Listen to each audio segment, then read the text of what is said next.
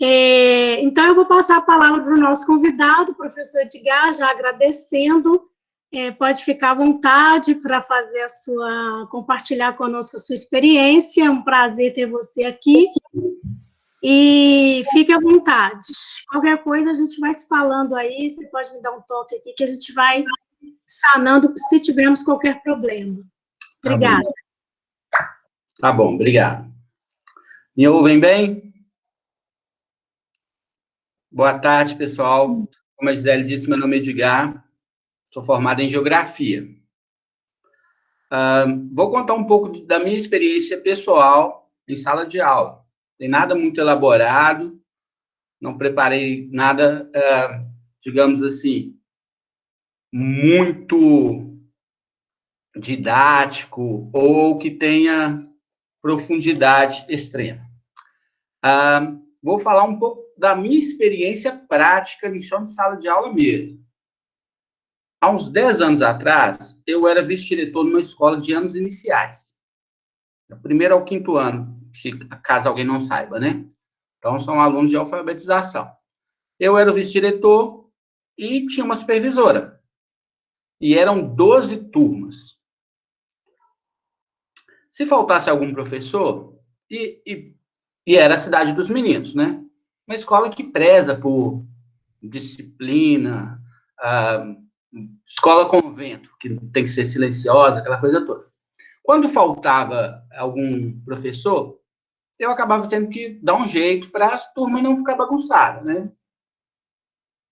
Acabava indo para a sala e tendo que ficar com os alunos em algumas situações. Primeiro ia a supervisora, mas se faltassem 2 professores, eu acabava tendo que assumir, se não tivesse outro jeito.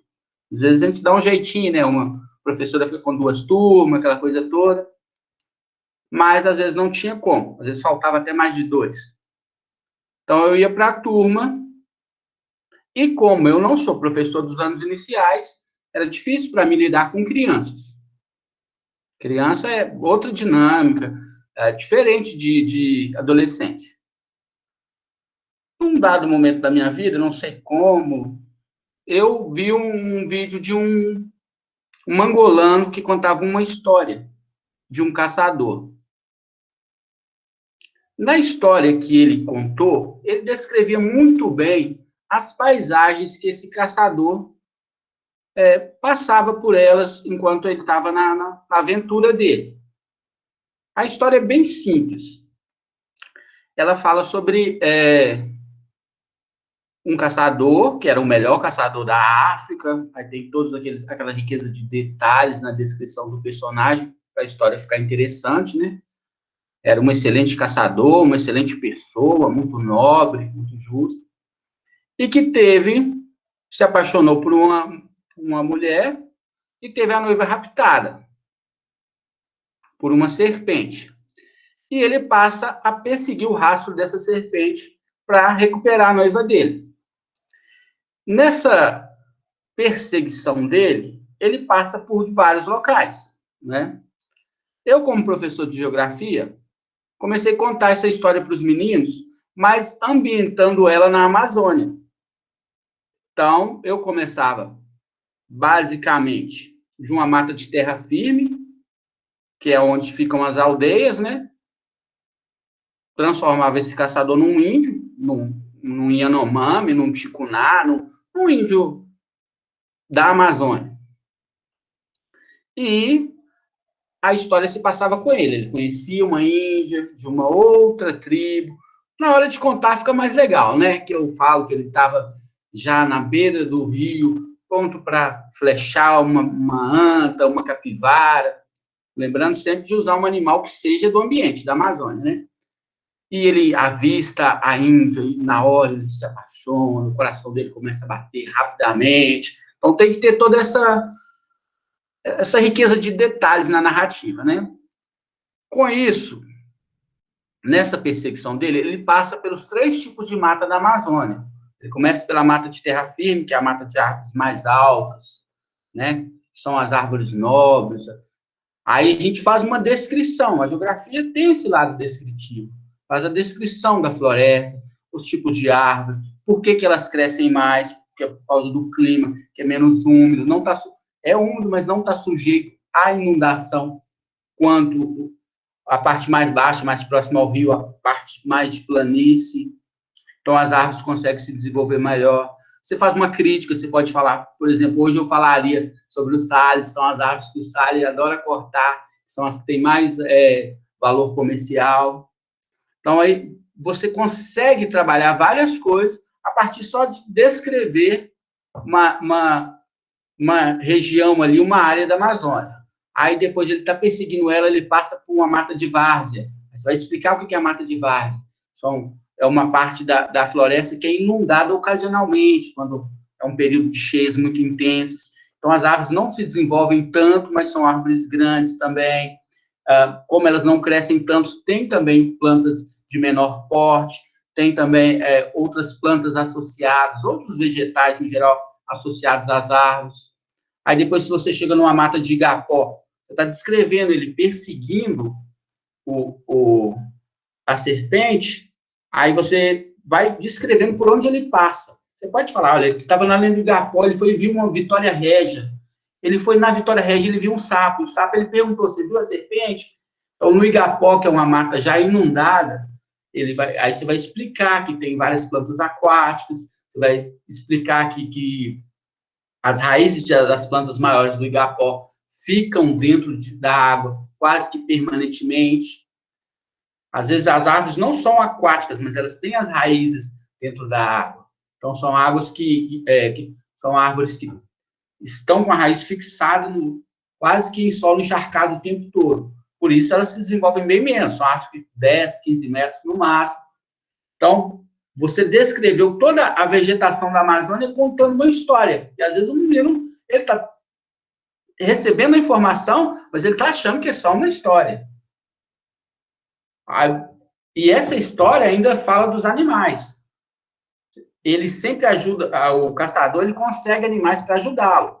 Lá na África tem os animais dele, são elefantes. Aqui eu tenho que transportar isso para os animais da Amazônia. Aí eu vou falar da onça pintada, vou falar, sei lá, da sucuri, que é a serpente, né? Da anta, uma anta gigantesca. Coloca um encanto na história, né? Então, essa história eu comecei a contar para os anos iniciais e também dar aula. Assustava um pouco eles, né? A serpente. E ela é muito engraçada, a história. Eu não vou cansar vocês contando ela aqui, mas eu, particularmente, acho ela muito engraçada. Primeiro porque ela inicia com a maldição, né? Quando ele se apaixona por essa índia, na tribo dela, nenhuma índia podia se casar. Por quê? Era uma maldição daquela aldeia. Quando alguma índia se apaixonava, antes dela se casar, ela era raptada. Na noite anterior ao casamento, ela era raptada pela serpente. Então, ele tem que lutar muito para convencer, primeiramente, os pais da Índia. Então, todos contra ele do casamento. Ele fala que ele vai conseguir protegê-la, aquela coisa toda. Por isso, ele é muito obstinado em encontrá-la novamente. Então, eu contei essa história várias vezes. Comecei a contar para o 6º ano, depois, para o 7º ano, principalmente, que é a matéria do 7º ano, a gente fala sobre região norte.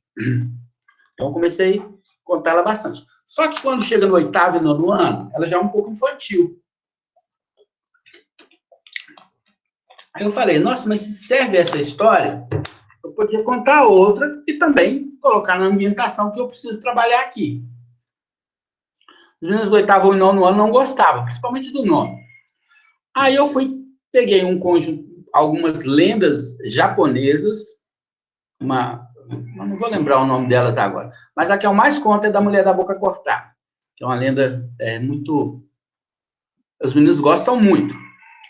E eu faço a ambientação dela, ou descrevo os ambientes de acordo com a minha matéria, ou no tempo, ou no espaço. Não é difícil fazer. Mas uma que eu queria falar para vocês, que eu acho interessantíssima, que eu conto para o 9º ano, eu acho que eu tenho um retorno muito bom, é uma que eu inventei, que é sobre a Deep Web. Era uma época que os meninos estavam muito, não sei por que motivo, eles estavam muito interessados, curiosos sobre a Deep Web. Aí, obviamente, para você gerar curiosidade, você tem que primeiro fazer com que eles achem que é algo sinistro, algo extremamente diferente do que eles conhecem, né? Tem que gerar aquele clima assim de mistério. Aí eu sempre começo a história falando, pô, não, nem devia contar essa história pra vocês, nem vou contar. Essa história é pesada pra caramba e é verdadeira. Aí eles ficam, não, conta aí, Edgar, que nada, não, vocês vão entrar na Deep Web lá e vão acabar com as suas vidas, com a vida das famílias suas, acabar com a cidade inteira, o clima é pesado. Aí eles ficam, não, conta aí, deixa eu ver se é verdade. Aí eu vou e... Uma coisa interessante que eu faço também é tentar, às vezes, ambientar a escola, ambientar a história em ambientes que eles conheçam.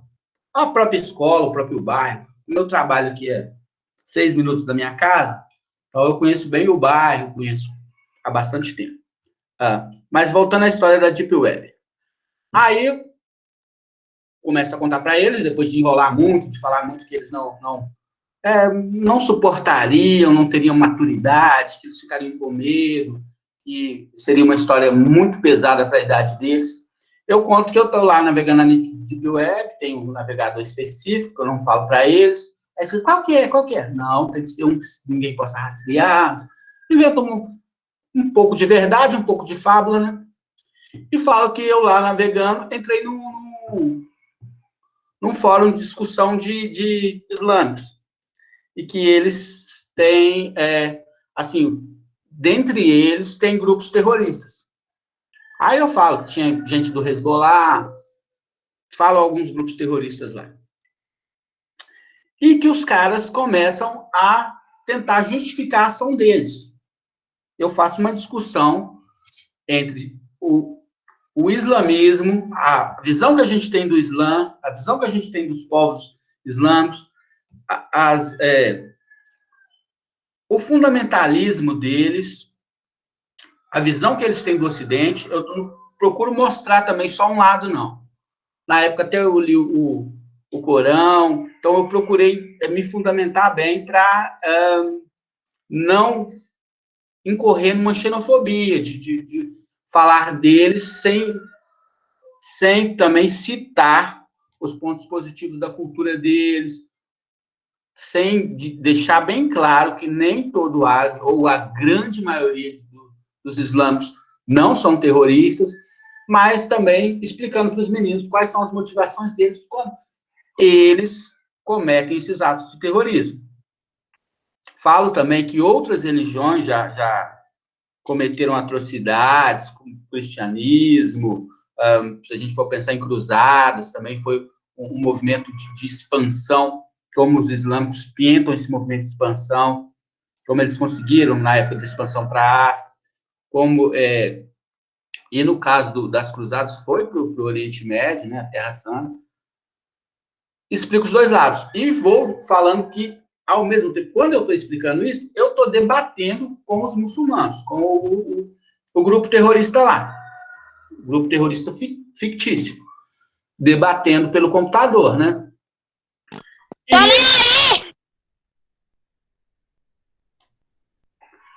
Aí, o que ocorre? No final da história, eu não posso contar o final, né? A história é ruim de contar o final. Mas, enfim, a história, ela se baseia nisso, e após eu terminar esse debate com eles, eu começo a receber mensagem deles, começo a ser perseguido por esse grupo. Aí que a história ficou mais interessante para eles. Mas não vou contar os desfechos, que eu acho chato, acho que não me dá clima se eu não contar a história toda. Mas o desfecho fica interessante para eles, é uma história que eles gostam muito. Mas eu consigo fazer isso com quase qualquer discussão assim mais, digamos, mais espinhosa, que tenha mais, que gere mais polêmica. Então, essa história é uma história que eu gosto muito de trabalhar com os meninos, eles gostam muito, até mesmo pelo mistério da Deep Web, pelo fato de ser algo assim que gera muita... As pessoas ficam muito encantadas. Vai se tratar, garota! O professor Edgar, está tendo uma pessoa aqui que está gritando no meio da reunião, Eduardo Barroso. Aí a gente vai ter que pensar aqui como é que a gente vai fazer, né? A gente conseguiu remover, então nós tivemos, infelizmente, que tirar essa pessoa. Mas aí, né, fica de olho, porque parece que estão entrando outras pessoas. A gente vai ter que ficar de olho aqui, viu, professor Edgar, porque... Não, sem problema, isso é normal. Continuando. Uma outra história que eu gosto muito é uma adaptação que eu faço de Maria Sangrenta. Eu gosto de ambientá-la na escola que eu trabalho. Qualquer escola que eu esteja trabalhando. Maria Sangrenta é Blood Mary, é a menina do espelho, né? Todo mundo conhece. Aí eu transformo ela para algo que tem acontecido bem próximo a mim. Eu falo que eu era estudante da escola há 20 anos atrás. Né? Para estar na idade dele, tem que ser mais, né? Mas eu falo 20. Aí eu falo que eu tinha uma colega e que essa colega sofria bullying, era uma menina muito discriminada, era uma menina que era extremamente inteligente, extremamente disciplinada. É uma história que eu uso para questões de respeito, questão do bullying, E, para ficar engraçada, eu cito alguns funcionários da escola mais antigos. Não, nem tanto. Eu cito algum, por exemplo, a minha diretora já é bem velha lá na escola. Eu falo, nossa, fulano de tal já estava trabalhando aqui nessa época, eu era aluno. Aí eles racham os bicos, e fulano também trabalhava. Ah, eu lembro disso, minha mãe estudava aqui também. Aí eles começam a eles mesmos falar de como era aquela época. Porque o pai dele contou que estudou lá, como era aquela época, quem trabalhava na escola. Então, sempre eles trazem alguma informação sobre isso. Mas, continuando a história. A menina, num dado momento, após sofrer, né, uma discriminação, um bullying qualquer, ela desaparece. Aí eu vou e faço até um resgate de paisagem do bairro onde eu moro, que eu vou contando por onde as pessoas procuraram, onde antes era mata e hoje era bairro. Aí eu vou e falo para eles, por exemplo, Porto Seguro, era só mato, tinha uma trilha apenas, mas a gente procurou na trilha, o Corpo de Bombeiro procurou. Aí eu vou demonstrando para eles como o bairro mudou. Eu falo na fazenda lá embaixo tinha uma casinha, e a gente foi naquela casa, entendeu? Então, e eles sempre têm uma informação a respeito disso. Não, eu sei, minha avó me falou mesmo que tinha essa casinha, tinha um homem da carroça, que tinha uma cara torta, um olho só, não sei o quê. Eles mesmos vão criando outros elementos para a história. Então, é muito bacana essa história. E eu posso ambientar ela, por exemplo, sei lá, num contexto de ditadura. Aí eu vou falar um pouco da ditadura, falar, olha, mas aí a gente não podia ficar na rua até tal horário, porque a nossa cidade estava em estado de sítio por causa de... Alguma coisa eu posso colocar e utilizar na descrição ali do que está ocorrendo, tanto no ambiente, quanto no tempo, quanto no momento histórico que está ocorrendo a minha história. Eu citei o exemplo da ditadura, que não foi muito legal, não, mas poderia citar qualquer um outro momento histórico que eu quisesse resgatar, que eu quisesse trabalhar com eles, dependendo do que eu estivesse trabalhando, e fazer essa ambientação, fazer essa descrição, que não deixa de ser o que vai estar num texto, que vai estar num vídeo, num áudio que eles vão ter acesso. Então, o grande lance é esse. Você pega certos elementos, tem esses clichês de terror, né? Eu citei aqui a Deep Web e a Maria Sangrenta, mas tem a menina da garganta, da boca cortada, que é um que eles adoram. É um desfecho muito legal também, que ela tem até um enigma assim, no final. Posso fazer a mesma coisa com ela. Posso ambientar ela numa área de floresta. Posso ambientar, por exemplo, o caçador na África. Aí o caçador está na savana, aí, de repente, ele descobre, tem uma pista que a serpente foi para a floresta do Congo. Aí eu vou descrever ele chegando na floresta do Congo, tipo de mata, o tipo de clima, vou falar que é um clima bem mais chuvoso, vou falar dos rios caudalosos que tem lá na floresta do Congo. Posso fazer com que ele vá para o deserto do Saara. Então, dependendo de onde eu estiver trabalhando. Se eu estiver trabalhando, por exemplo, na América do Sul, América Latina, América do Sul, posso colocar uma ambientação nos Andes, posso falar que ele foi para os Andes, posso falar que ele foi para a Patagônia, para o deserto do Atacama, qualquer lugar eu posso descrever, sendo o caminho, a trajetória dele atrás da serpente. Isso surge bem facilmente depois que você acostuma, que você conta algumas vezes, você consegue fazer essas associações mais facilmente. Então, basicamente, o que eu faço é isso, usando outras histórias, adaptando elas às vezes, à realidade dos alunos e sempre a alguns conteúdos escolares. Adoro algumas histórias, alguns clichês, né? Igual os meninos racham os bicos muito quando eu falo, tipo assim, da menina que namora, não sei o quê. É que sempre se dá mal, né? Mas isso é um clichê de filme de terror. Ou o menino que é mais bagunceiro. Geralmente no filme de terror, quem fuma maconha é o que morre. Ou é uma minoria que morre, ou participa de uma minoria, né? E qual clichê mais que eu podia usar? Sempre aparece uma imagem num espelho, né? Uma assombração, alguma coisa no espelho. Eu só não uso, estava até esquecendo de falar com isso, só não uso os termos demônio, diabo, eu acho que isso gera algum tipo de... tem gente religiosa, né, que isso aí acho que é polêmica desnecessária, né? Tem várias coisas que podem ser trabalhadas. As histórias da boneca, por exemplo. Você associa ali a história do Chuck, a Annabelle. É excelente. Nossa, você consegue fazer muita coisa. Eu começo com uma história que se passa na zona rural. Eu vou explicar toda a dinâmica da zona rural. Eu vou falar... Tem uma história clássica de boneca. É uma família de japoneses que imigraram para cá durante a Segunda Guerra Mundial. E falo até que é uma fazenda aqui, né, mesmo, mostra um bairro qualquer que não seja tão antigo, falar a fazenda era ali, não sei o quê, e começa a contar a história, e falo da dinâmica do rural. Eu posso até fazer uma oposição ao urbano na mesma história, é super tranquilo. Então é isso, gente. Eu acho que basicamente eu queria falar sobre essa minha experiência, que assim, eu colho bons frutos.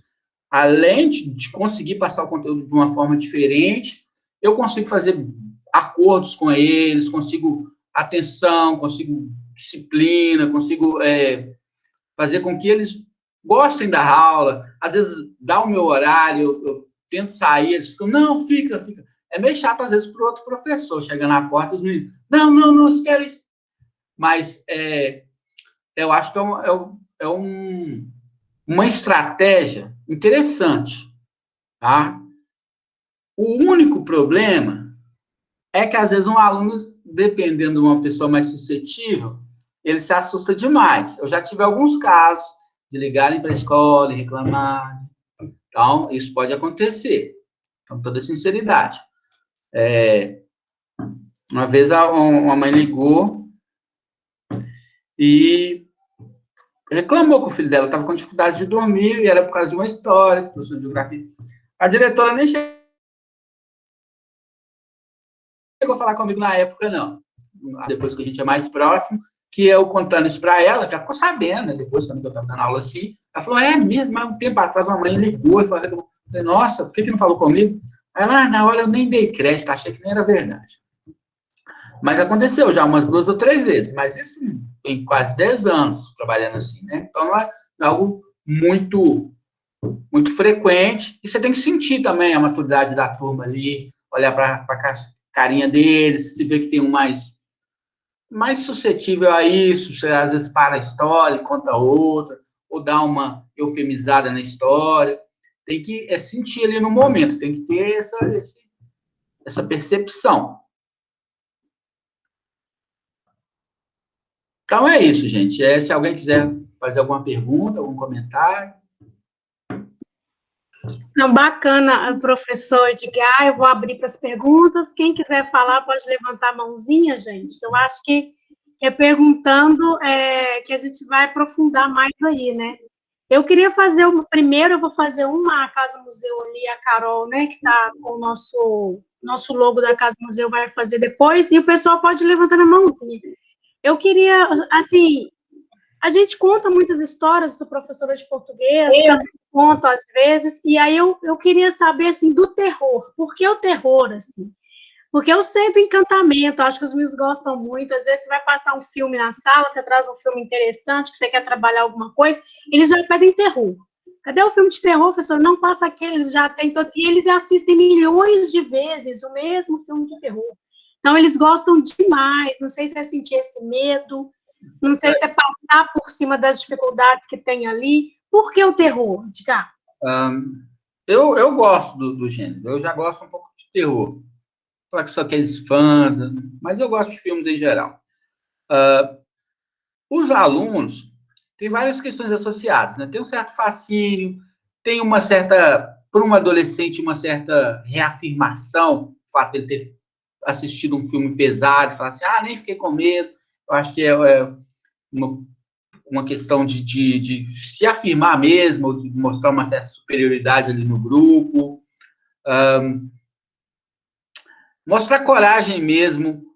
Na sala tem até aquela zoeirinha de um ou outro que se assusta mais. E uma vez eu estava contando uma história, aí eu tinha um diretor que não é tão educado, ele abriu a porta abruptamente, no meio da história, num momento assim, bem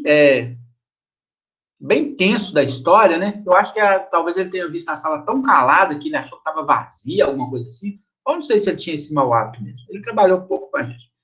Aí ele abriu a porta de forma bem brusca. Os meninos assustaram demais. Teve menino que caiu da cadeira, teve menino que gritou. Então, mas voltando à pergunta, acho que o terror tem um fascínio, né? Os meninos gostam muito. Acho que a gente é fascinado pelo que a gente não compreende, por algo que está oculto, algo que... Funciona, né? Dá certo, né? Carolina e depois Olivia. Dá para me ouvir aí, gente? Dá. Eu estou me ouvindo aí do seu computador. Então, Edgar, eu já sei que você faz isso há muito tempo. Achei interessantíssimo descobrir que você, além de se apropriar, né, de outras histórias de outras culturas, né, você também cria as suas histórias. Eu queria saber como é que é esse processo de criação, como que elementos você escolhe assim para construir uma história de terror ali. E a Gisele me falou que você cria lá na aula. Durante, você está contando e está criando, né? Eu queria saber como é que é esse processo, porque realmente eu testemunhei na minha carreira o poder, né, que essas histórias, né, de sobrenatural, de terror, têm sobre os meninos, o fascínio, né?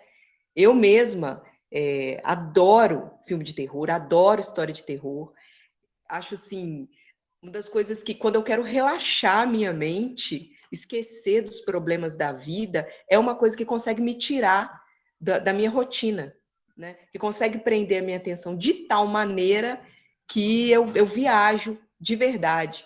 E são histórias, assim, bobas, né? Mesmo assim, elas têm esse poder de distrair, né? Pelo menos para mim, é uma coisa que funciona muito bem. Eu quero esvaziar minha mente, eu boto uma história de terror e tal. E aí eu queria saber como é que você faz para criar essas histórias, assim, como é que você sente, né? Que elementos ali você lê nos meninos que fazem com que você inclua alguma coisa e dê andamento à história para ela criar aquele efeito esperado. É isso. Entendi. Nada é totalmente original, né? Eu pego muitos... Eu, como você, eu gosto também de filme de terror, assisto muito filme no geral, né? Então eu pego bastante elementos de filme. Já li alguma coisa a respeito, tem um livro que eu gosto muito, que é Contos de Assombração e Alumbramento, que é um livro, se eu não me engano, o cara é mineiro. Leio um pouco de Edgar Allan Poe, então eu vou usando os elementos desse pessoal. Gosto muito do Stephen King, gosto do Wes Craven, gosto de alguns escritores do terror, né? O Wes Craven, no caso, diretor. As histórias que são, assim, digamos, mais originais, eu pego um fato, por exemplo, essa história minha da boneca japonesa. O que ela tem de boneca só das histórias do Chuck ou da Annabelle é só que ela é uma boneca amaldiçoada. Mas toda a maldição que gira sobre ela é criada de uma forma totalmente diferente. Não tem... foi eu que fui criando elementos ou condições para que ela chegue a essa situação de ser uma boneca ressurgida. Ressurgida não é o termo certo, não. Uma boneca amaldiçoada que tenha vida. Outras histórias, por exemplo, eu uso os velhos clichês do terror, que é isso que eu falei com vocês, é um zumbi, um vampiro. As adaptações é na descrição de ambiente, na descrição de época. Eu posso contar qualquer história, mas descrever a ambientação em qualquer lugar. E isso que tem que ter uma certa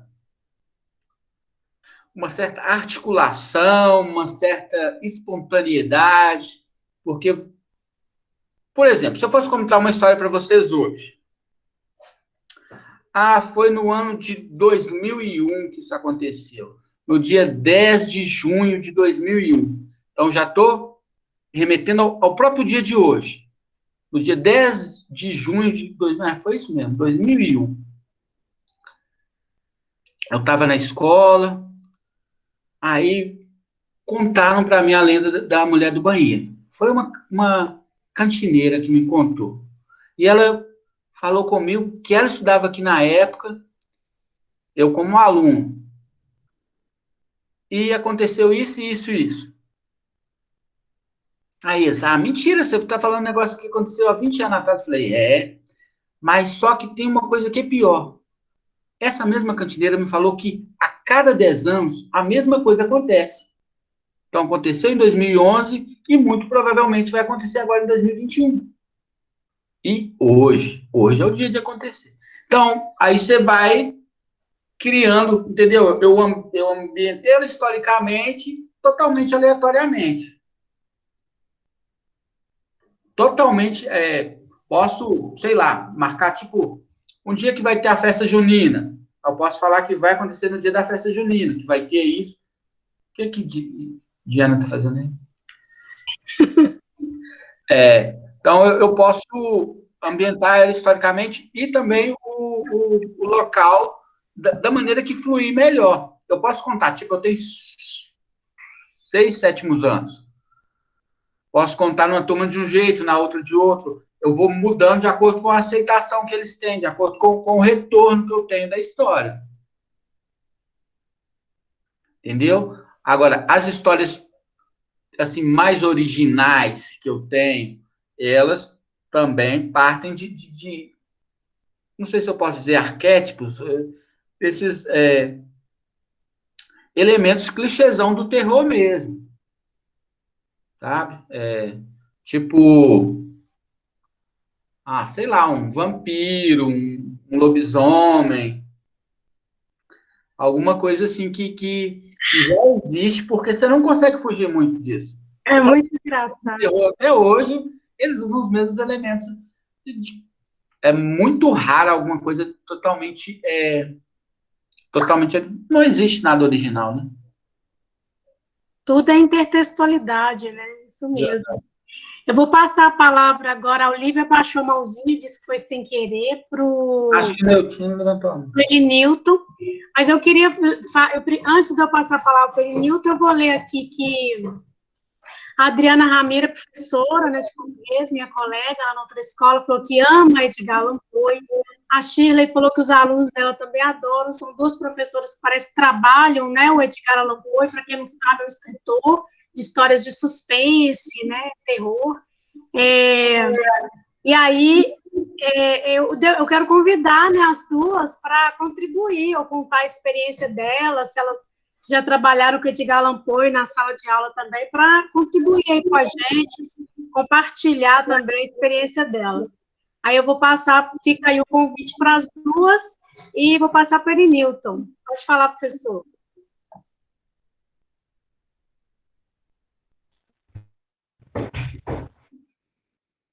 Boa tarde. Boa tarde. Então, gostei muito da apresentação, achando muito interessante, muito assim, enriquecedora, né? Muita aprendizagem para a gente. Quando a Gisele falou, fez a pergunta a respeito de por que o terror, né?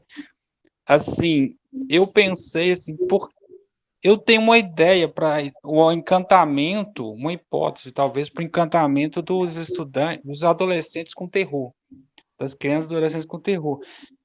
Eu acho que tem a ver com a questão, isso é só uma hipótese mesmo, não tem nada assim, só uma hipótese mesmo. Que por exemplo, as histórias, os contos de fadas, as histórias assim, infanto-juvenis, elas estão sendo cada vez assim, mais assim, tendo retiradas delas elementos assim de violência, de dor, de sofrimento. Você pega os filmes mesmo, assim, voltados ao público infanto-juvenil, ele tem cada vez menos assim, conflito, menos dor, menos sofrimento.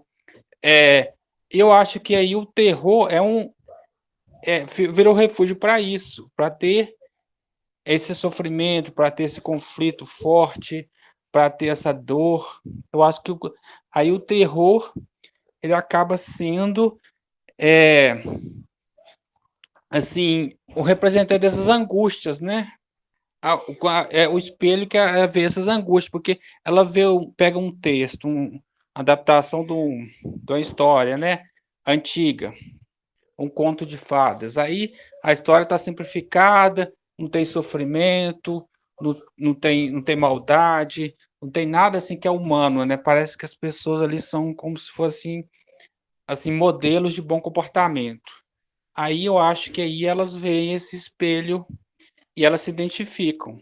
Eu acho assim, porque assim o adulto, acho que tem a ficção adulta, tem outros elementos, né? A própria realidade, ele vê muito isso, mas assim, eu acho que para o adolescente e talvez para o adolescente que não tem muito assim contato com a literatura, talvez assim o filme de terror seja esse grande espelho para isso, quando se identifica com essa maldade, com essa angústia da existência. Eu gostaria de que você falasse um pouco sobre isso e fazer outra pergunta, que por exemplo, você trabalha com a história vinculada ao conteúdo, né, pelo que eu entendi. Mas você contando e você criando. Eu gostaria de saber se você já teve uma experiência de aí os alunos fazerem isso também. De os alunos, você orientar, aí os alunos, por exemplo, eles trabalharem os conteúdos, as ideias, o conhecimento, eles contando histórias, eles criando histórias. É isso, obrigado.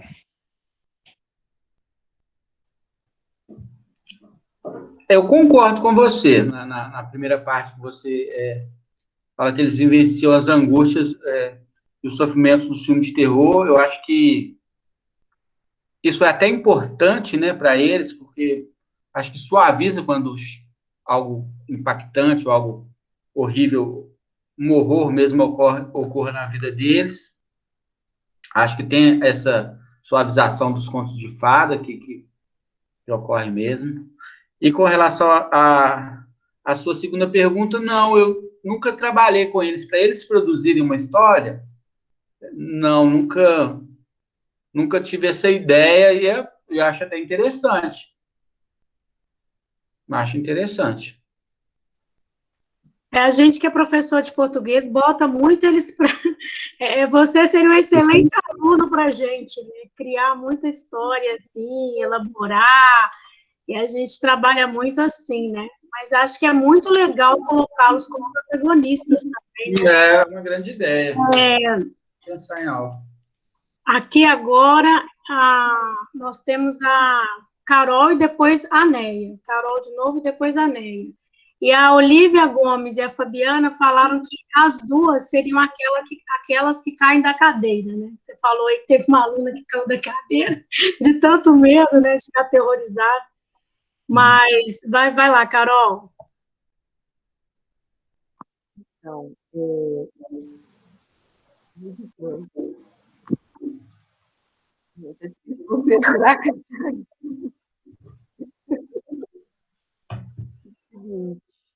eu lembrei, né, quando eu vi no chat as meninas falando sobre Edgar Allan Poe, né? Eu acho que uma das coisas, uma das formas de incentivar a leitura, né, o interesse pela leitura, é essa, né? É você contar uma história de terror. Eu acho que, especificamente, o terror pode ser uma porta de entrada para a literatura, por ele ter exercer esse fascínio sobre as pessoas, né? O mistério, o enigma, aquilo que a gente não entende, né? Aquilo que marca a gente. E mesmo que você não queira prestar atenção, é uma coisa que você não consegue deixar de prestar atenção, você não consegue ser indiferente, né? Acho que essa é uma das características desse gênero, e que podem ser usadas, por exemplo, para atrair a meninada para a biblioteca, né? Então as meninas estão falando, adoro Edgar Allan Poe. E se você pega uma história do Edgar Allan Poe e leva para a sala e fala, olha, gente, tem mais lá na biblioteca, vai lá. Eu li um muito interessante, chama Gótica, de um autor famoso, Flaubert, né? E eu nem sabia que ele escrevia esse tipo de história. E no livro, né, tem uma parte que fala sobre aquela obra, e estava dizendo ali que são histórias que ele escreveu na juventude, né, quando ele era muito jovem. Ou seja, o primeiro gênero que levou ele para a literatura foi o gênero do terror. Então, assim, eu uso esse recurso na sala, né, e eu acho que para o professor, né, descobrir um recurso desse, de qualquer conteúdo, ele vai assim, dar uma aula muito mais interessante, uma aula que marca mesmo os alunos. Depois que eu descobri esse recurso, acho que muita coisa mudou na minha vida. Então, eu quero te agradecer mesmo por compartilhar essa experiência com a gente. Valeu. Não tem pergunta, não. Era isso que eu queria dizer. Obrigada. Valeu, Carol. Agora eu vou passar para a Edneia. Boa tarde, pessoal. Tá dando para me ouvir bem? Seu microfone... não, pera. É o meu que está desligado aqui. Pode continuar.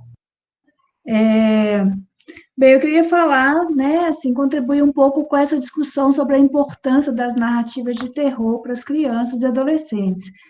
Como ele Newton disse, também me preocupa muito essa mitigação que eles fazem nos contos infantis e tiram aqueles elementos que podem causar um certo temor, um certo desconforto na criança, com o objetivo de proteger a criança. Só que isso tem um efeito contrário, acaba desprotegendo, porque a criança não encontra meios para lidar com a angústia.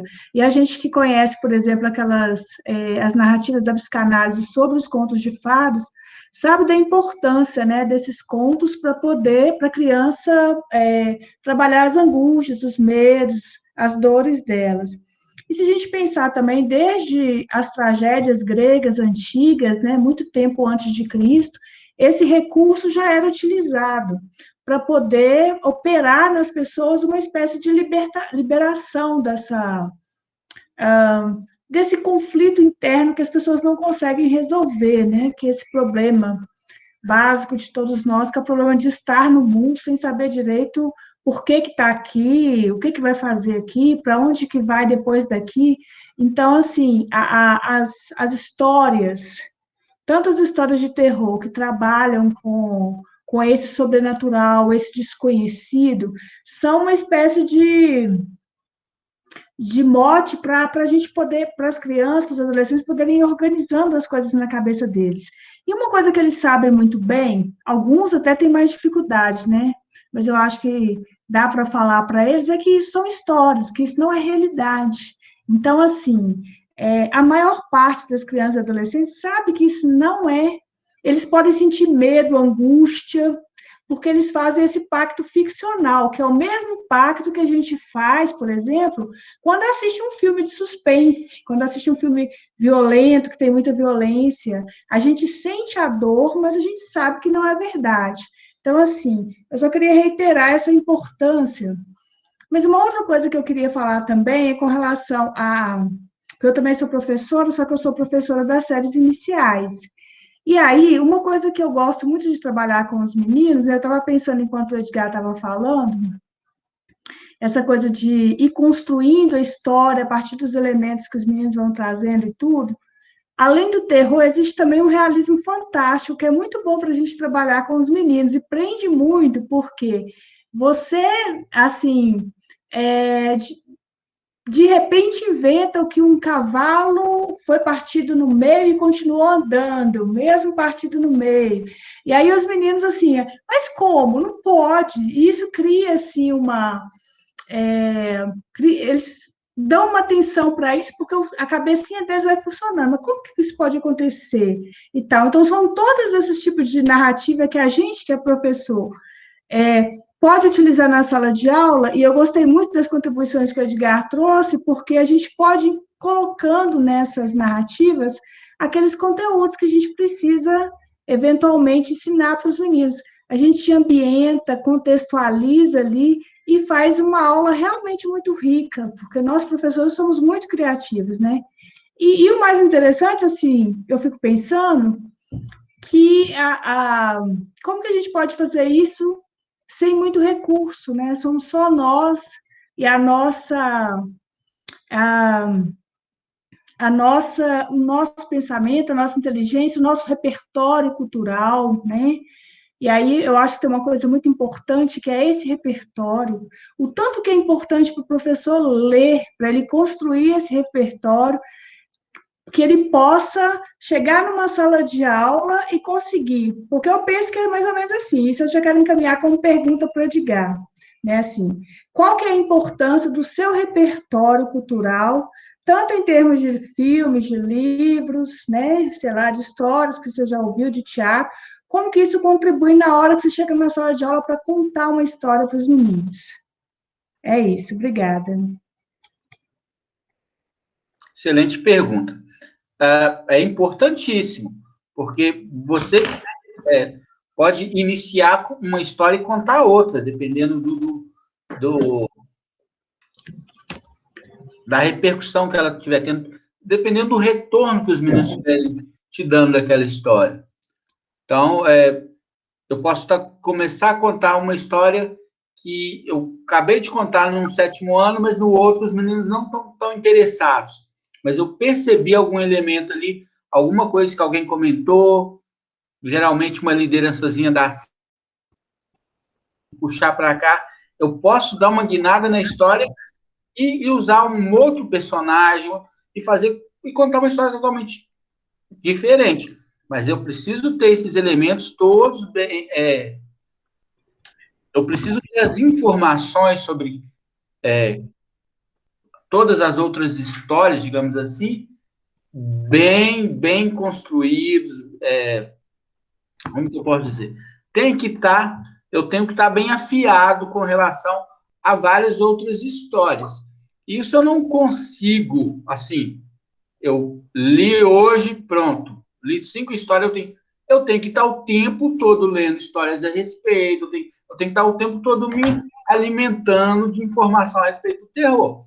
Eu faço isso porque eu gosto, eu acho legal, mas o tempo todo eu tenho um contato com histórias de terror, histórias de ficção no geral.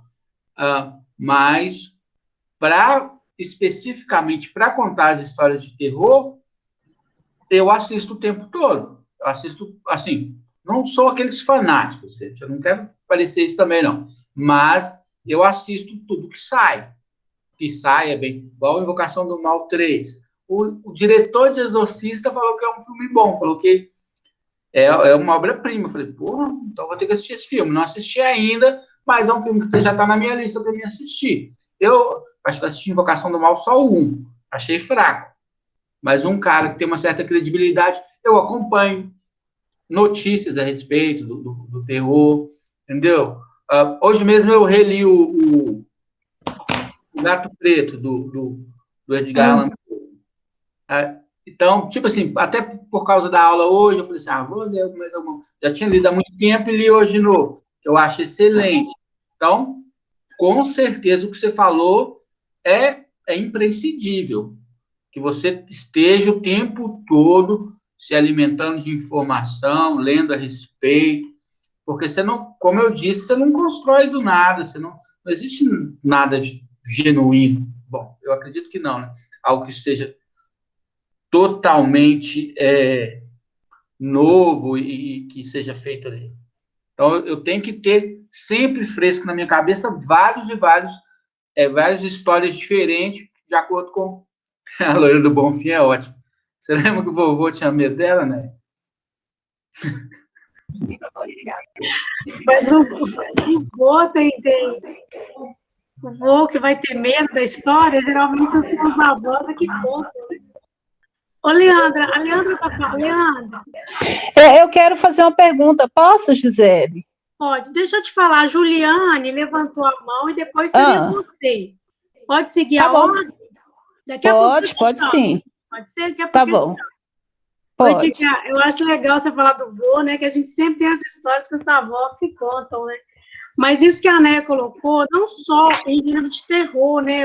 Porque eu percebi na sua fala, por exemplo, atualizar, você tem que estar atualizado também, né? Informações, sei lá, políticas, sociais, ligado no mundo, porque para trazer também os conteúdos para a sala de aula, não só conteúdos disciplinares, a gente traz também, mas você vai recheando, pelo que eu entendi, um mosaico de um monte de informação, né? Informação do mundo, assim. Deixa eu só fazer uma adendo de uma coisa que me ocorreu. No terror, você tem que ter um time para certas... Tem um termo técnico, eu não estou lembrando aqui agora, mas é a hora do susto. E isso você aprende muito assistindo os filmes, entendeu? Você gera uma certa... coloca o espectador ali numa condição de conforto, mas aí depois você tira esse conforto dele totalmente. Isso, assistindo diferentes filmes, você aprende diferentes técnicas para fazer isso, diferentes momentos, diferentes formas de fazer isso. E isso tem que estar sempre sendo atualizado, porque isso muda um pouco com relação de acordo com o público que você tem. Beleza, vou passar para a Juliane. Juliane, pode falar e depois é você, Leandro. Uhum. Boa tarde a todos. Está me ouvindo? Sim. Sim? Sim, Juliane, pode falar. Bom, eu cheguei um pouquinho atrasada, né? Eu não ouvi o início, mas pela parte que eu peguei, eu já vi que é uma coisa que muito me interessa, né? Quem me conhece sabe, eu trabalho na Integrada, né? E eu trabalho com literatura. Eu gosto muito de levar os meninos à biblioteca, trazer coisas novas, né? E muitas das vezes o novo que você traz para a criança, ela assusta, né? Não tá falando de filme e tudo. Aí eu coloquei Coraline, os meninos aqui em casa já leram o livro Coraline, né? E a minha menina falou, é um dos livros mais assustadores. E assim, Eu, assim, nunca li, né? Porque eu tenho meio receio com tudo que é muito assustador. Eu tenho meio receio com isso. Mas, em controvérsias, eu assisti Premonição 1. Não tive coragem de assistir os outros. Eu sou meio medrosa. Mas eu gosto muito de Gwen. Mas o meu marido ele já tem medo da série Gwen. Ele tem meio pavor dos personagens, né? Mas, assim, Sobrenatural, eu assisti também alguns também. Eu tenho todos os episódios. É interessante, mas você tem que saber separar, igual a Neia estava falando, tem que saber separar o real do não real, né? E a criança, às vezes, ela tem um pouco de dificuldade de fazer isso. E eu acho que é a responsabilidade de quem está passando isso para a criança, o professor e tudo, está ensinando para a criança a lenda. Isso é lenda, é mito, apesar de que tem umas lendas que eu nem sei se é lenda mesmo, sabe? Nem sei se realmente é mito. Que o meu marido conta que ele já viu na roça, né? Muita coisa, né? Ele veio do interior. Então ele fala que uma vez ele ouviu um barulho no meio do canavial, né? E aí era noite e ele vinha, quando ele olhou, escutou um barulho de cavalo. Quando ele viu, ele só viu as patas do cavalo, mas não viu a cara do cavalo. Ele diz ele que correu tanto, mas correu tanto de medo. E aí ele pulou a cerca, e a cerca estava fechada, a porteira estava fechada, ele pulou, entrou dentro de casa. Quando ele olhou na greta da janela, a bendita da porteira estava aberta. E ele só escutou um barulho das patas do bicho correndo. Ele falou, ô medo, meu Deus do céu. Então são coisas que realmente pode ser que acontecem em alguns lugares, né? Mas é muito interessante. Eu assisti uma vez também, me dei muito medo. Tinha um quadro bonito na cidade? Tinha o quê? Não sei. Quadro bonito. Não sei. Ele, assim... Você conhece a origem da mula sem cabeça? Eu já ouvi falar. Então, por isso. Mas é igual eu coloquei no chat aí também, muitas histórias eles modificaram para ser contadas para criança, né? Tipo a do Peter Pan, que na verdade o Peter Pan não era bom, né? Ele era um garoto perverso, que no final não tinha adulto na cidade, no lugar onde ele estava, porque ele matava as crianças antes de tornar adulto, né? Então, tudo isso eles tiraram, né? Na hora de experimentar a sandalinha, o sapatinho de cristal, nas irmãs da Cinderela, eu vi algumas partes, porque eu andei estudando 1950, para um trabalho da Integrada.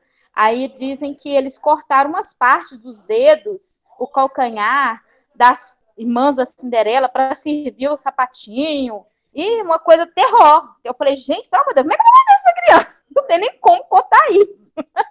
Aí eu mudei a minha história, eu coloquei outra, né? Então, mas é uma coisa muito boa. Meus parabéns pelo tema, eu adorei o tema, muito bom mesmo. Temas assim que a gente precisa, né? Para a gente, quando voltar, a gente voltar com a corda toda para trabalhar tudo isso de literatura que é gostoso com a criança na biblioteca. Muito bom, viu? Gostei. Meus parabéns. Obrigada, Juliane. Vou passar a palavra. A Juliane me fez lembrar de duas coisas, vou falar depois. Vou passar a palavra para a Leandra. Pode falar, Leandra. Gisele, está me escutando? Sim, pode falar, Sim. Tá ótimo o som. Ah, tá. Edgar, boa tarde, Gisele, boa tarde, Edgar. Eu trabalho com contação de história na escola, né, Renata Zeredo. E os meninos pedem muito história de terror. Inclusive, eu vou contar uma, né, no projeto da Gisele, mas o Erenilton, eles indicou o Edgar Allan Poe, A Morte Rubra. Muito interessante a história, já estou estudando.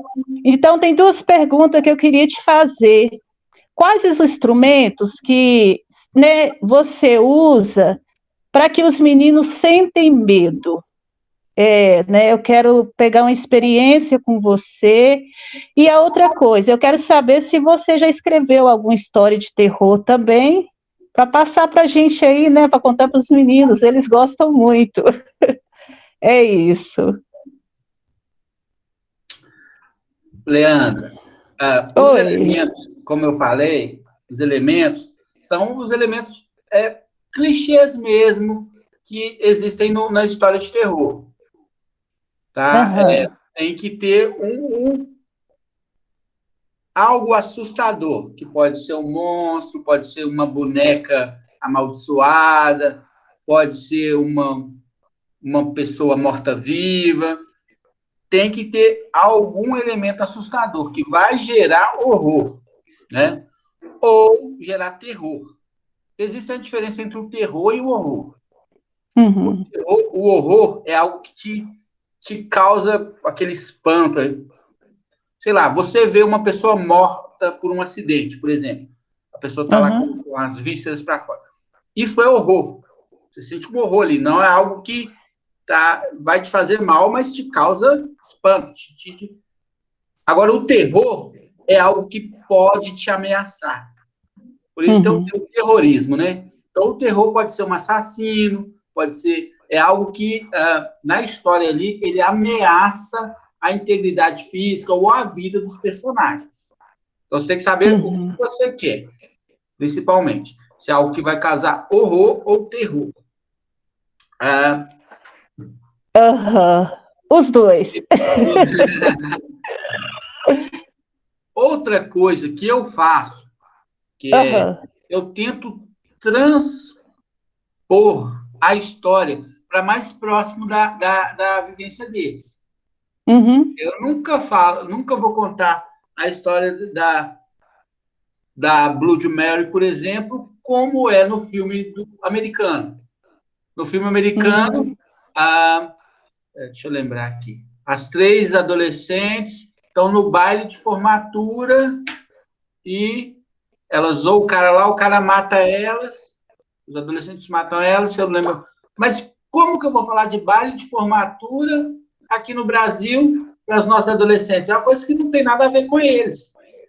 Então, eu posso contar a história de uma outra forma. Sei lá, se eu quiser usar uma data, eu posso usar o dia de finados, entendeu? Se eu quiser usar uma data que, para eles, vai ter algum significado, eu vou usar uma data que eles entendam. Para os americanos, baile de formatura é algo que tem uma representatividade muito grande. Mas, para a gente aqui, quase não existe, né? Os meninos não tem, isso não é cultural da gente. Então, algo que eu faço também e que funciona muito bem é trazer essa história para próximo do cotidiano deles. E para ele sentir medo, ele sentir que é medo, aquele frio na barriga, você deixa cair alguma coisinha despercebida, o que é? Tem várias estratégias. Por exemplo, quando eu vou começar a contar uma história, às vezes eu sento no encosto da cadeira. Eu já fico mais alto, eu sento no encosto e ponho meus pés no assento. Então, eu já fico um pouco mais alto do que eles. Começo a contar a história e, em dados momentos, eu mudo a voz, faço uma voz grossa, ou posso fazer um barulho, eu às vezes posso estar com uma régua na mão e bater a régua em alguma coisa. Aí é o momento do susto. Eu esqueci o termo técnico agora, mas é o momento que eles estão numa situação de desconforto ali e algo extremamente inesperado acontece e dá o susto. Pode ser só uma fala. Por exemplo, eu estou contando a história da boneca, né?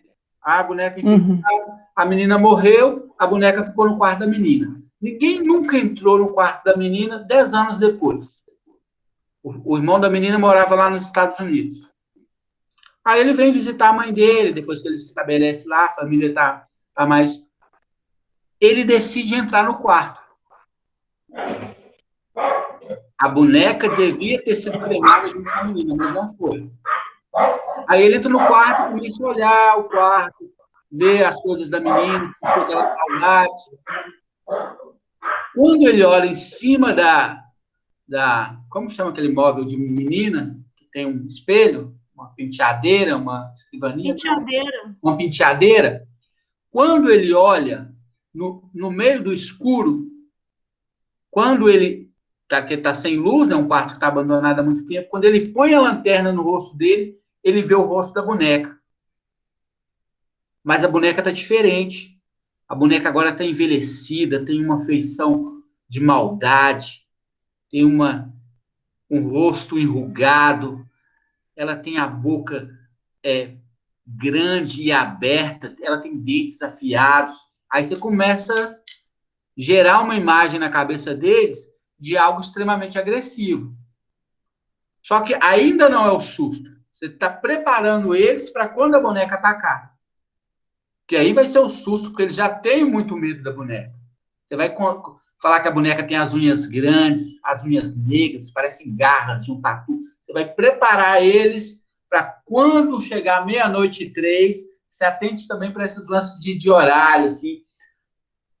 Porque, por exemplo, se é algo inanimado que vai atingir, vai ter alguma ação num determinado dia, numa determinada hora. Aí você coloca um horário para sempre acontecer. Tipo, 00:03, eu gosto desse horário. Isso é muito presente em filme de terror. 00:03 é o horário que a boneca consegue retornar à vida. Então, aí você vai dar o susto. Você vai falar, só de você falar 00:03, os meninos já entram em tensão, em pânico, porque eles... O que a boneca vai fazer dessa vez? Entendeu? Então, tem uns gatilhos para isso. E com relação à sua segunda pergunta, eu tinha até um projeto com uma professora, eu contar a história e ela ir redigindo. Ela ficar na mesma sala que eu, mas aí veio a pandemia e a gente não concretizou. Mas eu nunca escrevi nada, até mesmo porque é muito espontâneo a história. É muito espontânea, ela vai saindo ali na hora, às vezes os finais são totalmente diferentes, às vezes entram elementos... Então, eu queria que ela fosse escrevendo todas, aí depois eu ia ler e falar, não, essa aqui ficou bacana. Ia ter várias versões de uma mesma história, essa aqui ficou bacana. Aí talvez eu fosse, sei lá, guardar, a versão ficasse melhor. Mas, infelizmente, não tem nada registrado, não. Muito interessante, viu? Muito obrigado, aprendi muito com você. E quando você tiver alguma escrita, manda pela Gisele para me contar para os meninos, tá? Ou então você vai lá na escola, a gente convida ele, né, Gisele? Ele podia ir lá contar, né? Pra ir na... Podia ir lá. Podia ir lá Isso, ele... Você conta um. Isso. Isso, a gente faz uma parceria, viu, Edgar? Você vai ser muito bem-vindo. Obrigada. Muito obrigada mesmo. Obrigada, Leandra. Eu estou vendo as mãozinhas. Estou vendo as mãozinhas aqui, mas não aparece a lista para mim de quem levantou primeiro. Não sei se foi, acho que foi o Erinilton e depois a Edneia, né? Mas eu queria te falar, Edgar, que você termina todas as histórias, você pode me falar isso depois, vou passar para o Erinilton. Você termina todas as histórias no mesmo dia? Como que é isso, né? Vou deixar o Nilton falar e depois você quer responder? Pode responder. Não, muitas vezes não, até gera um suspense para outro dia. Às vezes eu uso como estratégia de troca com eles. Se vocês não fizerem atividade, eu não vou acabar de contar a história. Então, eu uso muito nesse sentido, né? Não, hoje vocês estão bagunçando demais, nem vai rolar história, não. Entendeu? Então, é algo que eu uso, assim, como ferramenta de fazer acordo com eles. Beleza. Eu vou passar para a Irinildo, depois a Edneia, e depois eu vou ler o chat, eu acho que você não está lendo, e já tem bastante coisa legal aqui. Vou ler para você e para a Leandra também, o chat, né? Então, pode falar, professor Irinildo. Então, eu fiquei ouvindo aqui, né? Eu pensei na questão da literatura oral, né? Eu acho que, assim, ele conta as histórias e ele se insere dentro da tradição da literatura oral, né? Que a literatura não é apenas escrita, tem muitas histórias que a gente lê em livros, elas vieram assim, oralmente, eram contadas, eram passadas de geração em geração, como o Gisele falou, né, o avô que conta, a avó que conta, então elas têm esse caráter, e assim, mas assim, exige muita habilidade de quem conta, né, porque uma história boa é como a música, eu penso assim, uma música boa, se a pessoa não souber cantar, ela fica ruim. É a mesma coisa a história pode ser muito boa, mas se a pessoa não contar bem, ela não fica boa. Aí eu gostaria, a primeira, eu vou fazer duas perguntas. A primeira é essa questão da oralidade. Assim, você teve assim dificuldade no começo, você foi evoluindo, e, assim, essa habilidade de contar as histórias oralmente. Como é que foi esse processo? Porque assim, eu acho que eu não consigo contar bem uma história, principalmente terror. Aí eu gostaria que você falasse um pouco disso também. Eu sei que você já falou um pouco, mas só aprofundar essa questão assim, da oralidade mesmo, da voz, da entonação. E o outro elemento que eu acho, que eu fiquei pensando, principalmente na parte que você fez a explanação inicial, né? Que tem você falou da questão, acho que lá pro finalzinho, que você consegue, assim, de certa forma, construir uma boa relação com os estudantes. Consegue estabelecer pactos, consegue prender a atenção deles, mas aí você vai, assim, você vai estabelecendo um vínculo. Aí eu fiquei pensando, é uma questão assim, meio assim, um aspecto assim, civilizatório do ato de contar histórias, né? Aí eu lembro da questão das histórias da Mil e Uma Noites, que é também as histórias sendo contadas e meio que domando a barbárie ali a violência do sultão. Aí eu pensei assim que as suas histórias, assim, de certa forma, estão lidando com a agressividade dos estudantes e fazendo eles lidarem melhor com isso. Então, aí eu gostaria que você falasse um pouco também dessa questão de como é o impacto deles nos estudantes, no sentido assim, comportamental mesmo, disso fazerem eles ficarem mais tranquilos, mais equilibrados, com o impacto disso. Eu queria que você falasse sobre essas duas coisas, se fosse possível. Não, sim. Sobre o contar a história, sobre a habilidade de contar a história, foi um pouco difícil no início. Eu fiz algumas pesquisas. Na Cidade dos Meninos, uma contadora de história ia sempre lá. Ela se chama Rita de Cássia. Não sei se vocês já ouviram falar. Ela é ali de Justinópolis. Eu observava muito ela. Sempre que ela ia à Cidade dos Meninos, eu assistia às apresentações dela. Então, eu aprendi bastante coisa com ela. Assisti muita coisa, alguns vídeos de contador de história, peguei alguma coisa. Como eu falei no início, o inicial, a minha história inicial foi a história desse angolano, que é a história do caçador. Esse vídeo eu assisti várias vezes antes de contar a história pela primeira vez, né? E, assim, equívocos, sei lá, passar até vergonha, aconteceu várias vezes de a história ficar boa, os meninos rirem, achar ridículo. Muitas vezes aconteceu coisa assim, mas com o tempo você vai aperfeiçoando, né? Como qualquer coisa assim, que você insiste, que você procura recurso, procura informação. Com o tempo eu fui aperfeiçoando e melhorando um pouquinho. Não estou pronto ainda, mas, nossa, estou bem melhor do que quando eu comecei. Quando eu comecei por necessidade mesmo, como eu contei, que eu tinha turmas de anos iniciais, não sabia muito bem lidar com eles.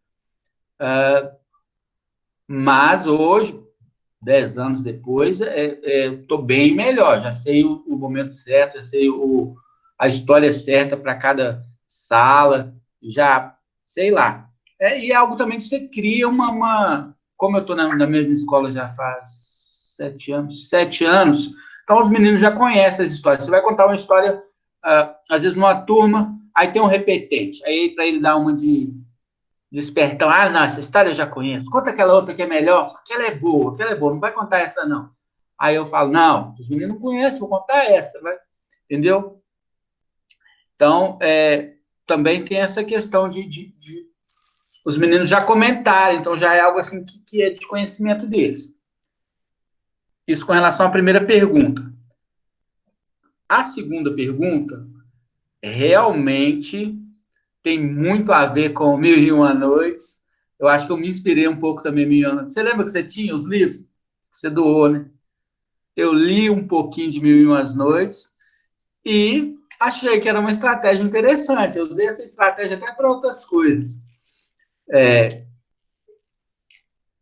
Então, é uma tentativa mesmo civilizatória, como você mesmo disse, de fazer com que os meninos não enxerguem o ambiente de sala de aula só como algo que é penoso, que é difícil, que é desgastante, que é maçante. Então, eu faço com que sejam uns 10 minutos divertido, 40 minutos eles produzem, e 10 minutos vai ser mais divertido, vai ser mais interessante, vai ser... Não conto história a aula toda também, né? Também nem tenho voz para isso, nem também é o ideal. Pode surgir críticas sobre isso. Agora, com certeza a inspiração vem também do Mil e Uma Noites, principalmente para fazer os pactos, para falar com eles.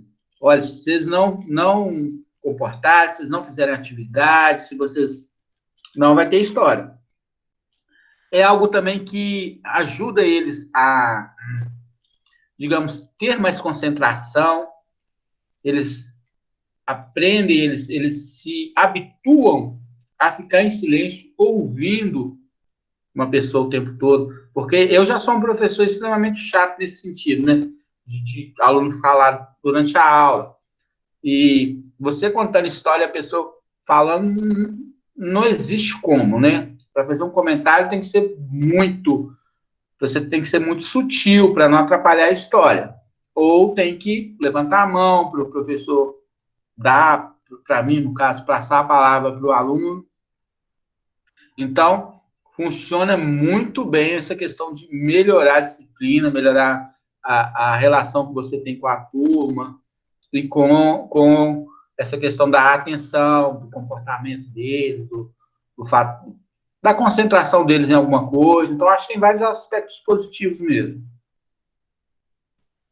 Eu achei bem legal essa coisa de lembrar do Mil e Uma Noite. Para quem não sabe, né, a Xerezade, eu acho que a Xerezade, o nome dela, é uma moça que se casa com um sultão que está acostumado a matar todas as suas esposas, e ela ia para a morte certa, né, no outro dia, que ele ficava só uma noite com as esposas e mandava matar no outro dia, porque ele tinha tido uma decepção amorosa da última esposa dele, a primeira esposa dele.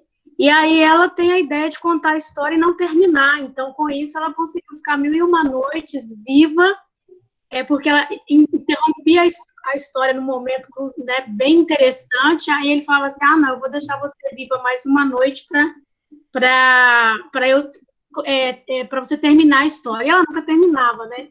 Só lembrando aqui, que talvez alguém não conheça, mas muito legal, vale a pena conhecer. Vou passar a palavra para a Neia. Pode levantar na mãozinha, gente, e logo após a Neia falar, eu vou ler um pouco do chat aqui para a gente, tá? Para o Edgar, para ele ficar ciente aí do que está rolando aqui de discussão. Vai lá, Neia.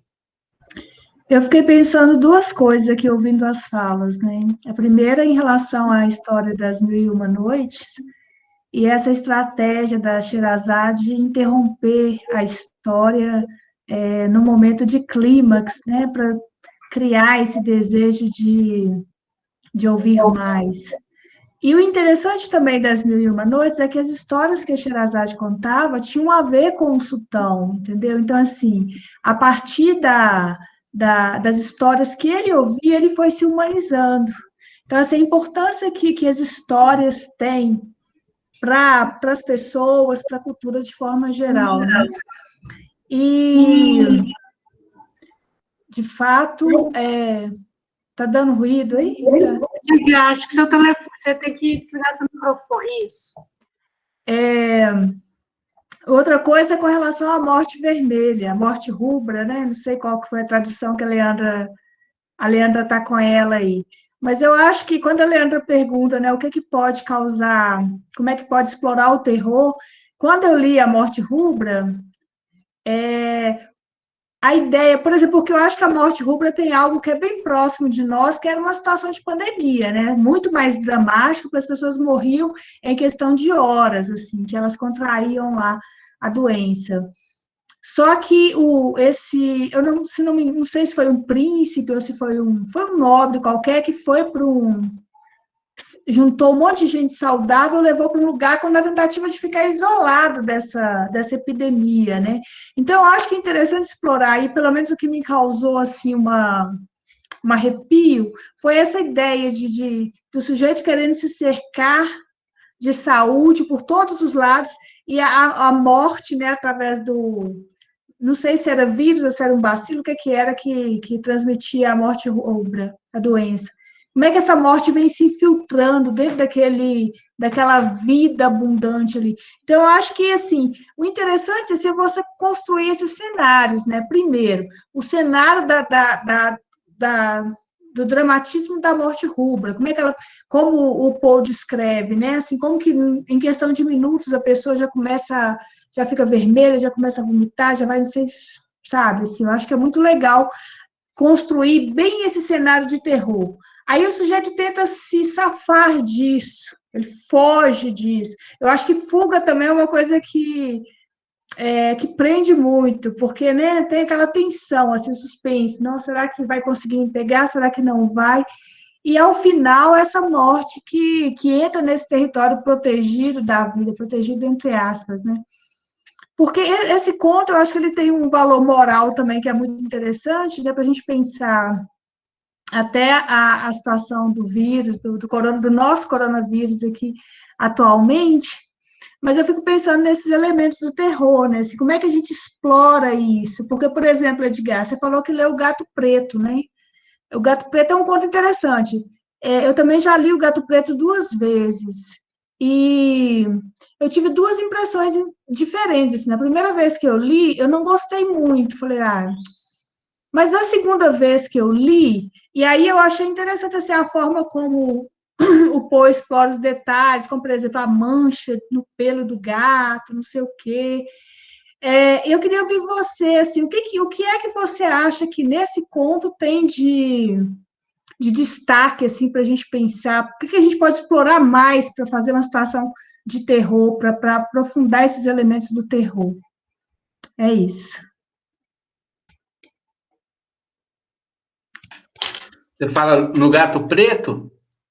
Sim, no Gato Preto, quais seriam os elementos que a gente poderia explorar mais?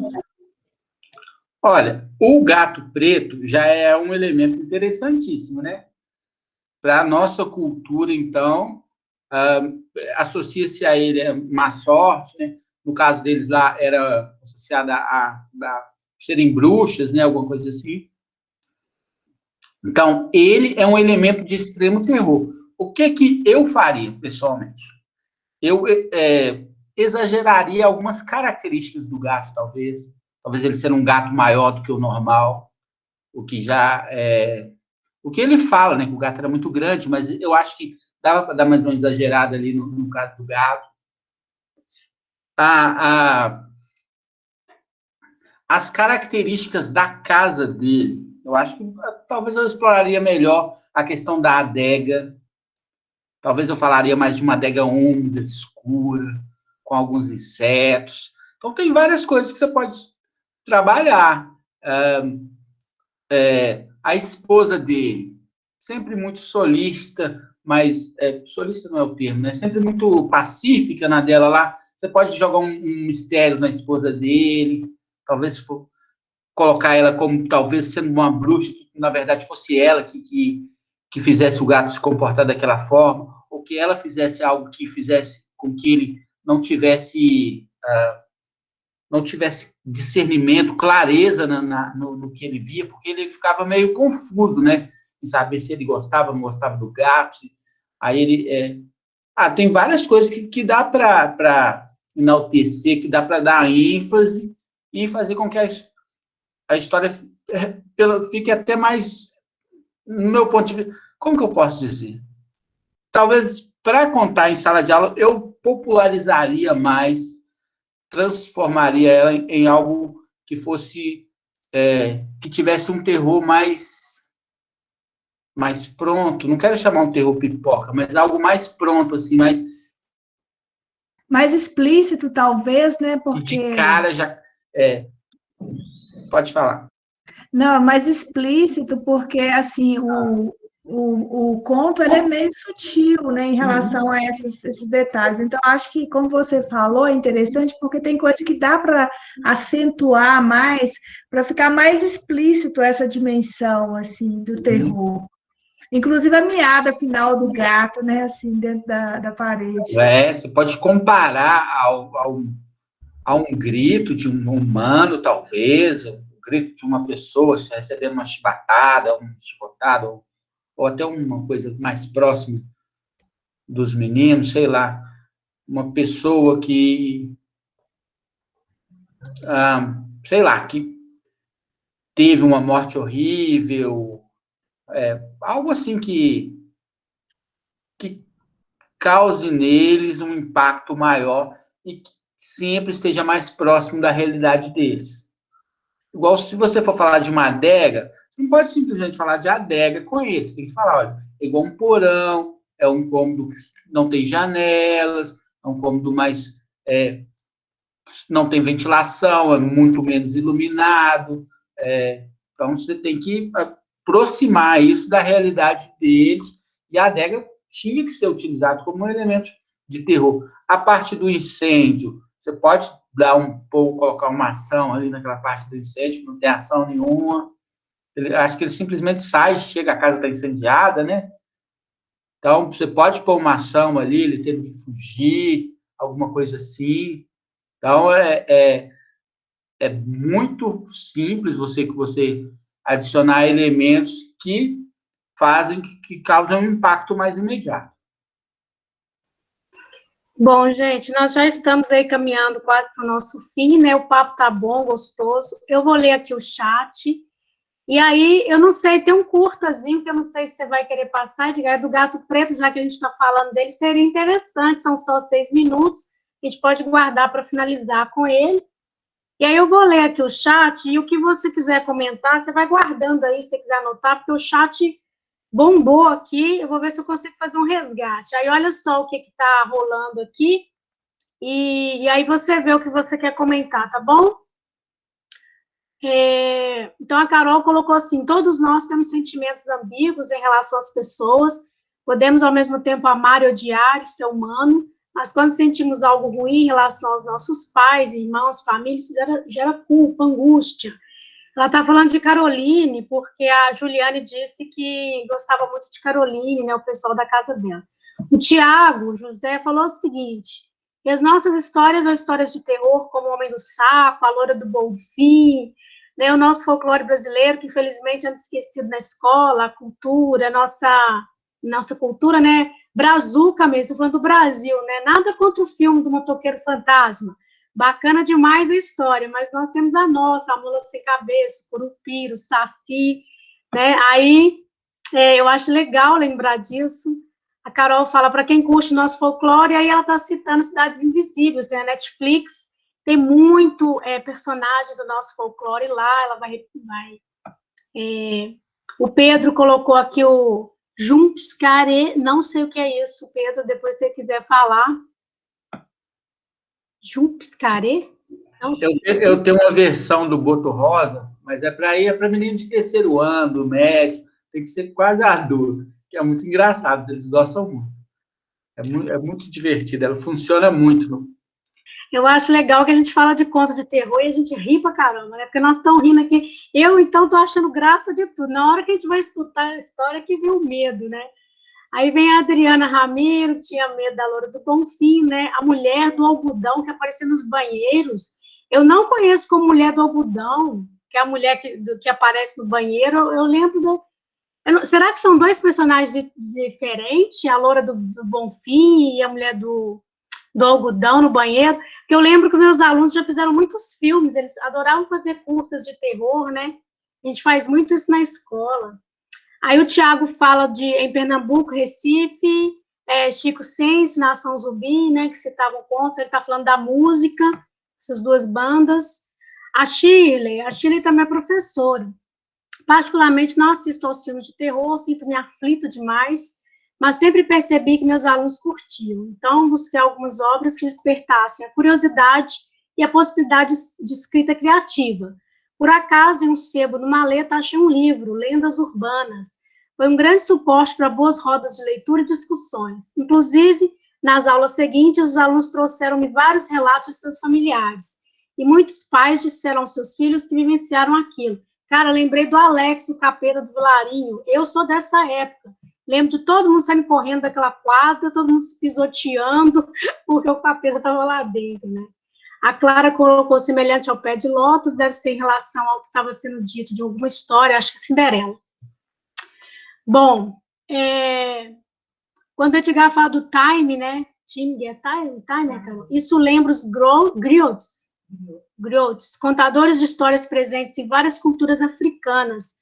Todos os bons contadores leem as reações da plateia para criar o ritmo da história e prender a atenção. Bom, deixa eu ver aqui, a Shirley, eu acho que não sei se dá para ler tudo, né? Mas vou ver só algumas coisas aqui. O Tiago falou, nos anos 90, a Rede Globo chegou a lançar algumas séries e tal, tipo Lira Paulistana, outras, enfim. O Roberto Barbosa falou, ir contando a história bem baixinho, em certo momento dá um grito, alterando o tom da voz para bem alto. Ele falou que isso assusta. Parece que o Roberto Barbosa conta histórias aí, né? Acho que ele estava falando isso para a Leandra, né? Quando a Leandra perguntou sobre o que poderia ser usado, né? A Juliane falou que, ao mesmo tempo, barulho de passos, uma tampa caindo, uma porta abrindo. Aí eu me lembro que eu já contei uma história abrindo a porta da sala e ela rangia. E aí é legal que você faz aquele rangido, se aquele ranger de porta ali na hora, ao vivo, muito doido. Bom, a Fabiana Moreira falou que terror não é para ela. Uma vez ela foi ao cinema ver em determinada cena, ela deu um grito, pulou da cadeira, dentro do cinema, quando acabou o filme. Ninguém saiu do cinema para ver a cara dela. As luzes acesas, ela colocou o capacete na cabeça e foi embora, morrendo de vergonha. Essa aqui o que rola, né, de emoção ao ver filme de terror e passa vergonha. Bom, enfim, é isso. A Carol falou que no Carlinho da Rita, em Ribeirão das Neves, nasceu o fantasma do ventilador. Provavelmente uma história aí de sala de aula. A Juliane falou que lá no Ender tem um cemitério, né, do muro.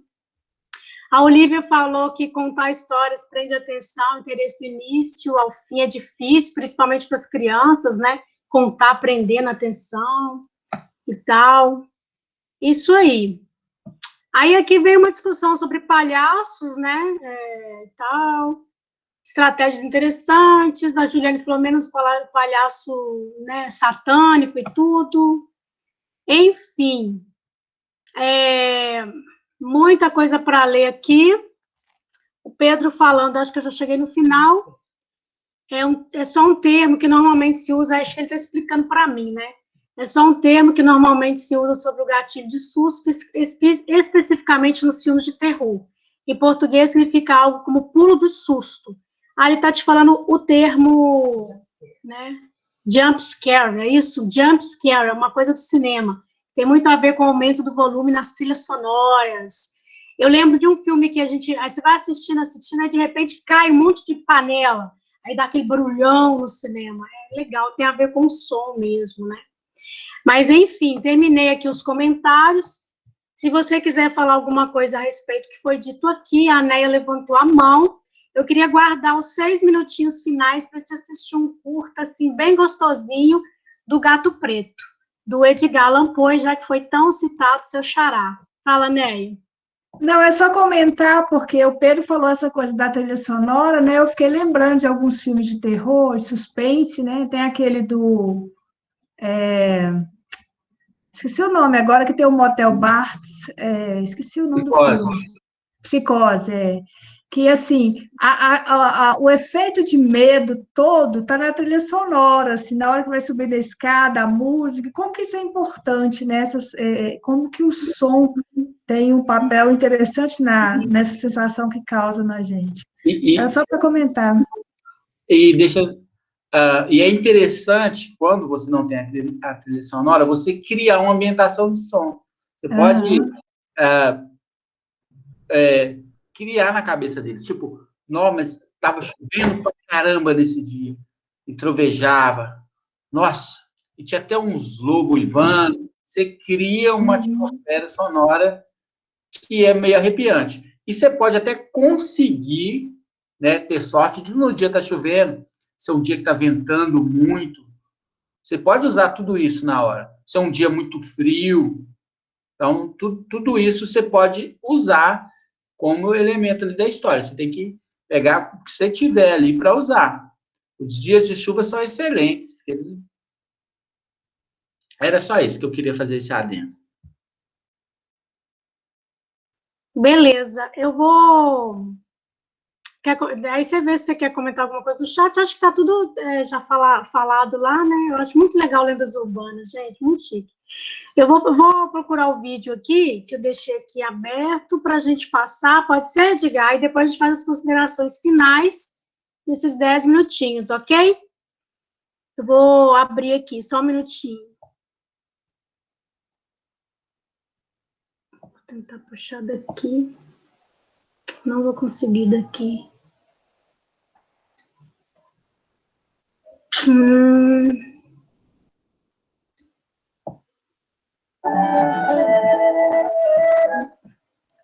Fala aí alguma coisa, quer falar?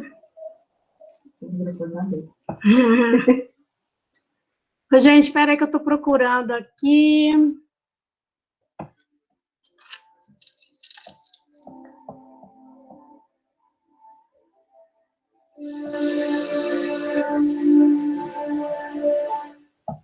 Deixa eu desligar meu...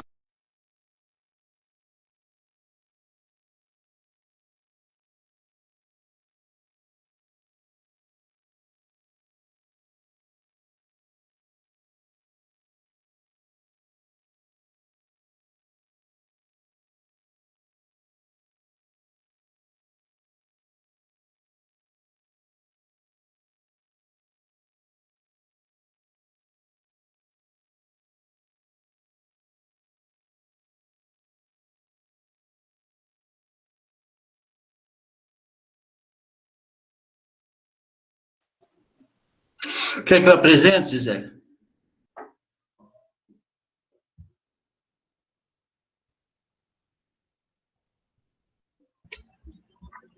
Seu microfone está desligado, José.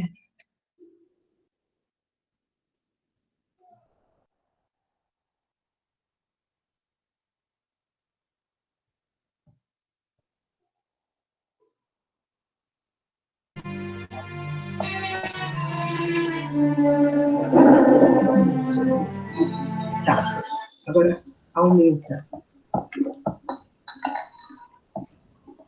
Aumenta a tela.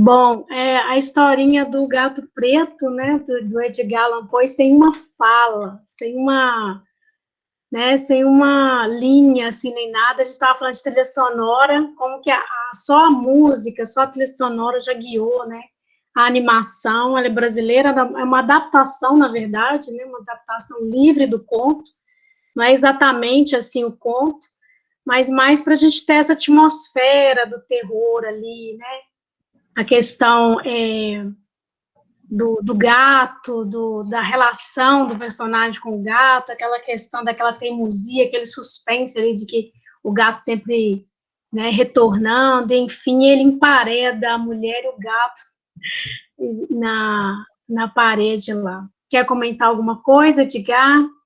Alguém levantou a mão? Carol levantou? A gente já vai para as nossas considerações finais. Você levantou a mão, Carol? Não? Levantou e abaixou? E eu acho até legal os créditos dessa animação, que é muito legal também, né? A gente fica assistindo, assim, porque eles mantêm o suspense até a trilha sonora até nos créditos, né? Uma coisa interessante também em termos de animação é a questão da luz, né? Assim, o cinema explora muito tanto a trilha sonora quanto a iluminação nos efeitos de terror.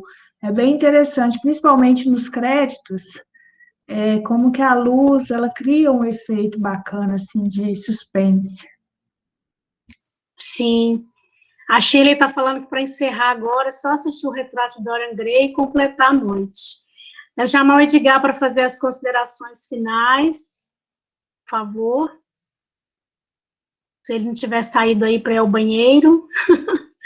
E, enquanto isso, então, eu vou dar, pode fazer suas considerações finais, e depois eu vou dar a palavra para a Carol, para ela fazer um convite para vocês. Vai lá. Eu considero que é uma estratégia válida, claro que depende de perfil de cada professor, e acho que vale a pena, viu, pelo que eu tenho experimentado. Acho que o terror é, tipo, algo que acontece na vida de todo mundo, ter um pouco de medo, ter um pouco de...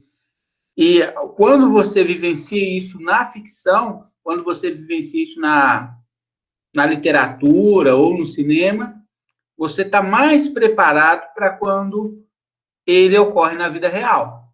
Então, eu acho que isso não só no terror, sei lá, se é um drama, acontece uma tragédia ou um problema, assim como os contos de fado também tem a característica de fazer com que tenha umas certas regras ali que tem que ser seguidas, tem uma certa moralidade a ser seguida, um certo tipo de comportamento a ser seguido.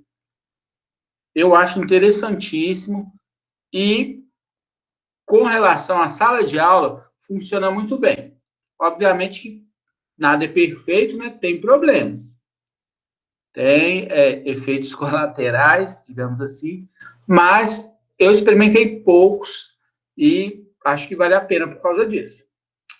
Agradeço a todos a atenção, né, a paciência em me ouvir. Gostei muito de participar e desejo a todos uma boa noite. Tá? Um abraço a todos. Nós aqui te agradecemos demais, foi muito gostosa a tarde, a Juliane está aqui dizendo que gostou, né? Vou passar a palavra para Carol, gente, que ela vai encerrar para a gente hoje, tá? Só um minutinho, nós já vamos encerrar. Então, gente, eu queria só descrever um pouco do filminho para a Leandra, né? Leandra é deficiente visual. Então, Leandra, esse filme que você ouviu, essa música fantástica, esses efeitos sonoros, é uma animação, é um curta de animação, né? É um casal que mora numa casa assim muito estranha e desenho, justamente.